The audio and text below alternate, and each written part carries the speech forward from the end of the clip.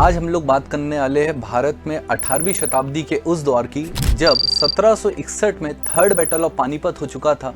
और इस third battle of Panipat में मराठों की हार के बाद कमज़ोर होती मराठा सत्ता का फ़ायदा उठाया अंग्रेज़ों ने और धीरे धीरे भारत के अलग अलग इलाकों पे अपना कब्जा करना चालू किया।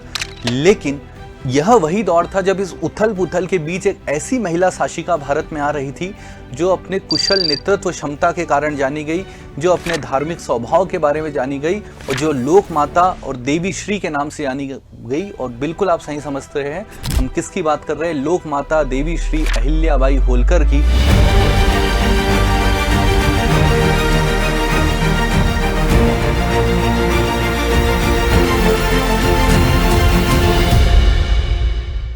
लोक माता देवी श्री अहिल्याबाई होलकर, जिन्हें की विरासत आज भारत के अलग अलग क्षेत्रों में देखी जा रही है। चाहे आप उत्तर में चले आइए, चाहे आप दक्षिण में चले आइए, चाहे आप पूर्व से पश्चिम में चले आइए, आपको हर जगह देवी श्री अहिल्याबाई होलकर की विरासत दिखेगी कि किस तरीके से उन्होंने अपने धार्मिक स्वभाव के साथ साथ अपनी लोक माता की छवि के माध्यम से भारत में अलग अलग जगह पर मंदिर बनवाए, धर्मशालाएं बनवाए और लोक कल्याण के वह सारे काम किए जो एक आदर्श राजा या एक आदर्श रानी को करने चाहिए। तो आइए जानते हैं देवी श्री अहिल्याबाई होलकर के बारे में। देवी श्री का जन्म 1725 में महाराष्ट्र के अहमदनगर जिले के चोंडी गांव में हुआ था। और जब 1725 का समय चल रहा था, यह वह समय था जब मल्हारराव होलकर बाजीराव पेशवा के साथ मालवा को जीत चुके थे और मालवा के अलग अलग इलाकों पे कब्जा कर रहे थे। और उसी बीच उन्होंने दो बड़े युद्ध और लड़े, 1728 और 1729 के आसपास तिरला का युद्ध और अमझेरा का युद्ध जो मध्य प्रदेश के धार जिले में लड़ा गया। और इन्हीं युद्ध के बाद बाजीराव वन ने मराठा कॉन्फेडरेसी का फॉर्मेशन किया और इस मराठा कॉन्फेडरेसी के फॉर्मेशन के साथ ही इंदौर में एक सत्ता बैठी जिसको हम लोग आज के नाम पे होलकर सत्ता के नाम से या होलकर डायनेस्टी के नाम से जानते हैं। और इसी होलकर डायनेस्टी के महाराज हुए महाराज मल्हारराव होलकर, जिनके द्वारा इंदौर में होलकर सत्ता को स्थापित किया गया।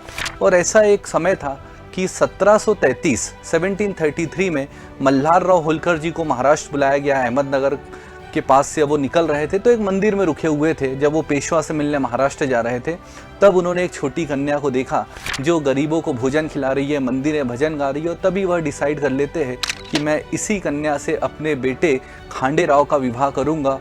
और वो उस लड़की को बुलाते हैं और उसके पिताजी को बुलाते हैं। और जब उन्हें पता चलता है कि इस बेटी का नाम क्या है, अहिल्याबाई है, और इनके पिताजी कौन है, तो अहिल्याबाई के पिताजी का नाम था मानकोजी शिंदे, जो चोंडी विलेज के पाटिल थे, जो उस विलेज के हेड थे। और तभी मल्हारराव जी कहते हैं कि मैं इस कन्या से अपने बेटे का विवाह करना चाहता हूँ। और बहुत कम उम्र में यह विवाह तय होता है। और जब देवी श्री अहिल्याबाई होलकर की एक निश्चित आयु होती है तो वह इंदौर आ जाती है। और इंदौर आकर उन्होंने यहाँ पर खांडेराव होलकर के साथ मल्हारराव होलकर के राजपाट में उनकी मदद करना भी चालू किया। ये वो दौर था जब धीरे धीरे मराठा सत्ता उत्तर की तरफ जा रही थी, दिल्ली की तरफ अपनी चढ़ाई कर चुकी थी। बाजीराव पेशवा बड़े स्ट्रांग हो चुके थे। लेकिन हमने देखा कि मराठा सत्ता जब जब स्ट्रांग होती जाती है, कोई ना कोई ऐसी डेथ जरूर हो जाती है जो मराठाओं को कमज़ोर करती है। और उस समय एक डेथ हुई बाजीराव वन की। और बाजीराव वन की डेथ होने के बाद मराठा सत्ता थोड़ी कमज़ोर होती है, लेकिन इतनी कमज़ोर भी नहीं होती कि उसको संभाला ना जा सके। और उसको वापस से संभाला गया। और तभी वो समय था 1745 के अराउंड देवी श्री अहिल्याबाई होलकर माँ बनती है और वो एक बेटे को जन्म देती है जिनका नाम है मालेराव होलकर। और उसके बाद वो एक बेटी को जन्म देती है जिनका नाम है मुक्ताबाई होलकर। लेकिन सब कुछ अच्छा चल रहा था, लेकिन समय को कुछ और मंजूर था।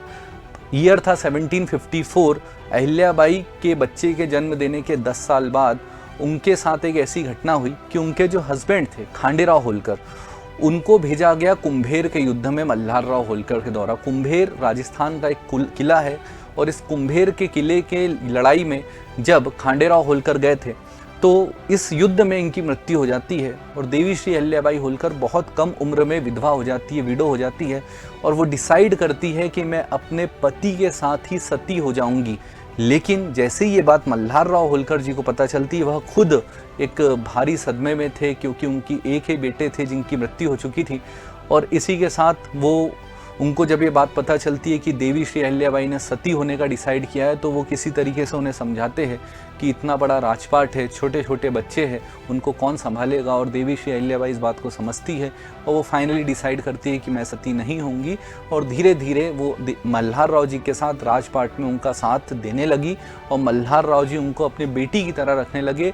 और जिस तरीके से वो खांडे राव को सिखाते थे कि कैसे एक लीडर को होना चाहिए, कैसे एक राजा को पॉलिसी मेकिंग करनी चाहिए, वैसे ही अहिल्याबाई ने इन सब चीज़ों को सीखा। लेकिन उसी के कुछ समय बाद थर्ड बैटल ऑफ पानीपत हुआ 1761 में।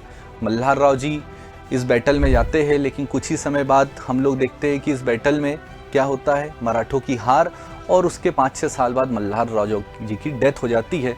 और इस डेथ के बाद अब देवी श्री अहिल्याबाई के सामने एक सबसे बड़ा चैलेंज था कि उनके पति की डेथ हो चुकी है, उनके पिता जैसे ससुर की डेथ हो चुकी है। देवी श्री अहिल्याबाई होलकर की खुद एज अभी बहुत कम है, बहुत ज़्यादा एज की अभी है नहीं वो। तो वो क्या करे, किसको राजा बनाए। तो डिसाइड होता है कि इनके बेटे को अब राजा बनाया जाएगा, जिनका नाम था मालेराव होलकर। लेकिन मात्र 1 साल के अंदर में 1766 के अराउंड मालेराव होलकर की मृत्यु हो जाती है। क्यों? दिमागी बुखार की वजह से।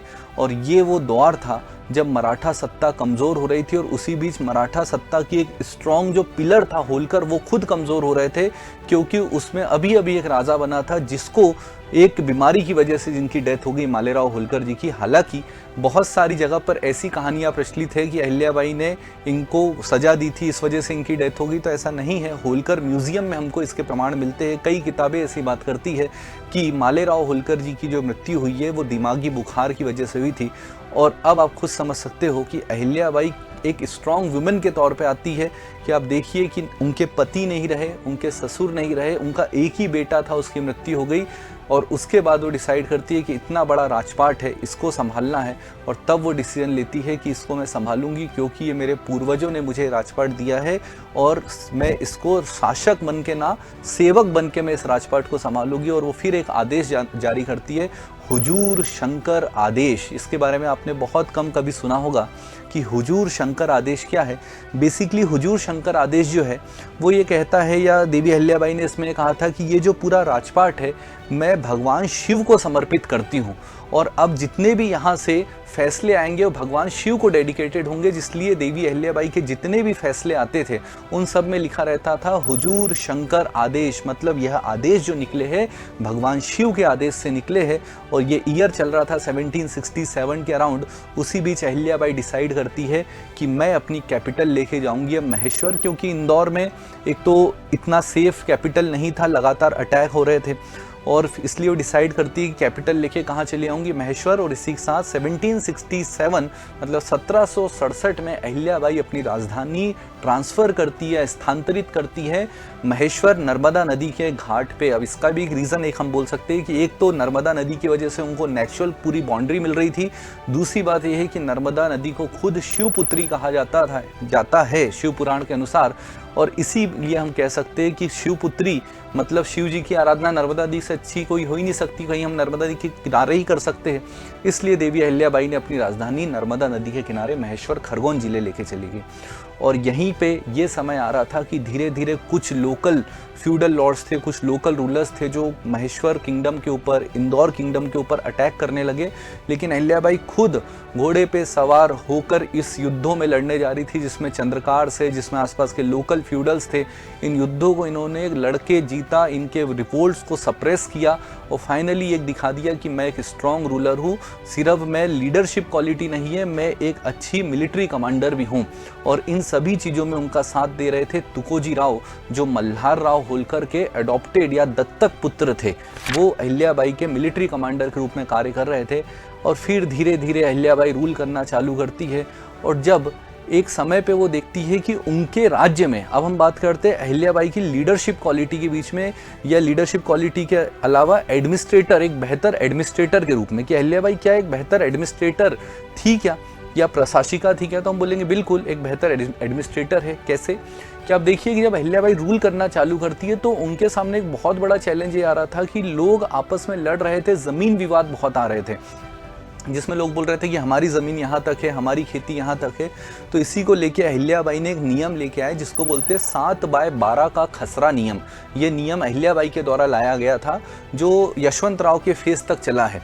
इस नियम में क्या हुआ था कि 7 पेड़ जो आपको है सीधे सीधे लगाना है और चौड़ाई में 12 पेड़ लगाना है, ताकि आपकी ज़मीन आइडेंटिफाई हो जाए, यहाँ से लोकेट हो जाए कि यहाँ पर आपकी ज़मीन है।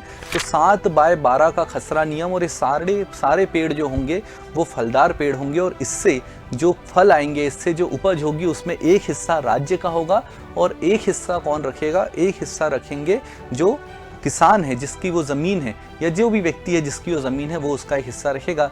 इस तरीके से हम लोग देखते हैं कि कई सारे पेड़ भी लगवाए गए। इस प्रकार से राज्य का कहीं ना कहीं आप देखोगे खजाना ही बढ़ा, क्योंकि उन फलों को एक्सपोर्ट किया गया और ज़मीनी विवादों को भी सॉल्व किया।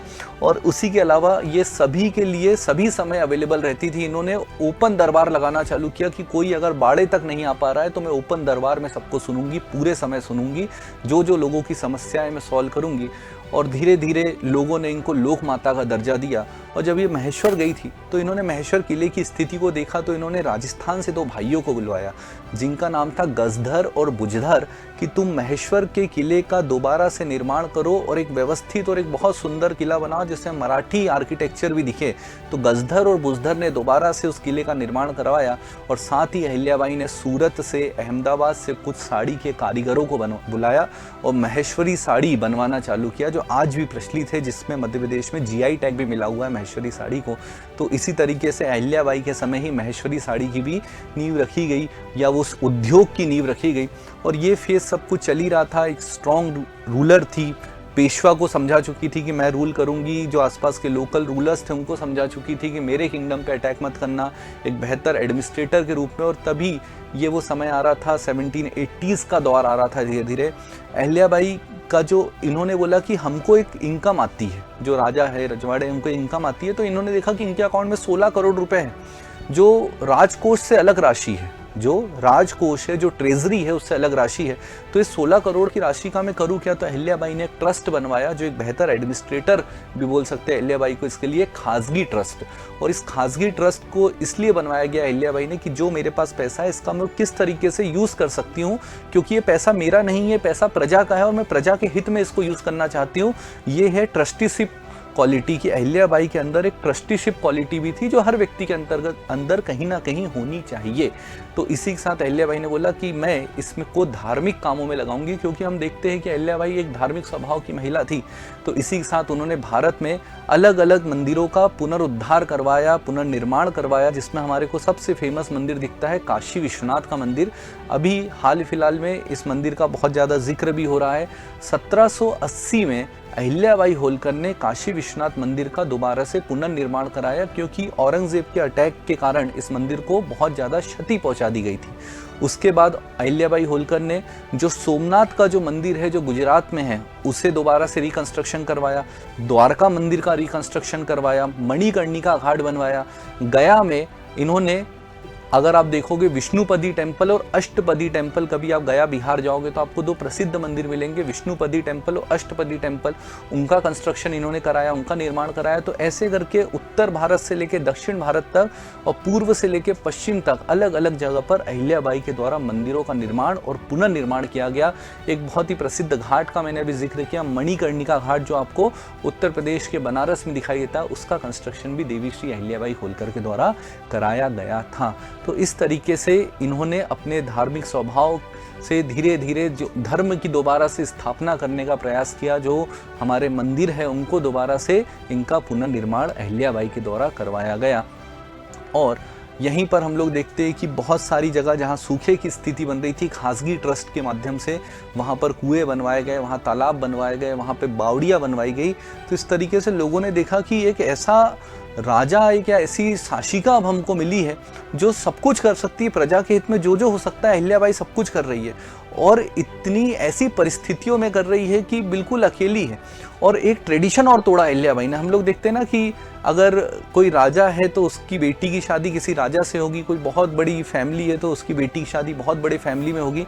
अहिल्याबाई ने इस ट्रेडिशन को तोड़ा, और बहुत कम लोगों को इस बात का पता होगा कि अहिल्याबाई ने अपनी बेटी मुक्ताबाई की शादी एक साधारण से सैनिक यशवंत राव से की थी, जो गरीब भी था, एक साधारण सैनिक था, बाद में जो मिलिट्री कमांडर ही बना उनकी आर्मी में, तो उससे की थी, क्योंकि उन्हें ऐसा लगता था कि ये लड़का इसके लिए सबसे सूटेबल है। तो उन्होंने उस ट्रेंड को तोड़ दिया। तो कहीं ना कहीं आपने देखा कि कई सारे ऐसी जो लोगों ने स्टीरियोटाइप्स बना रखे थे, उनको अहिल्याबाई ने तोड़ा और कहीं ना कहीं लोगों में एक अलग तरीके से सोचने को उनको मजबूर कर दिया कि आप अलग तरीके से सोचिए। अपनी फिलंथ्रोपिस्ट वर्क्स के माध्यम से उन्होंने लोगों को और अवेयर किया कि आप भी फिलंथ्रॉफी करिए। तो ये थी हमारी कौन, देवी श्री अहिल्याबाई होलकर।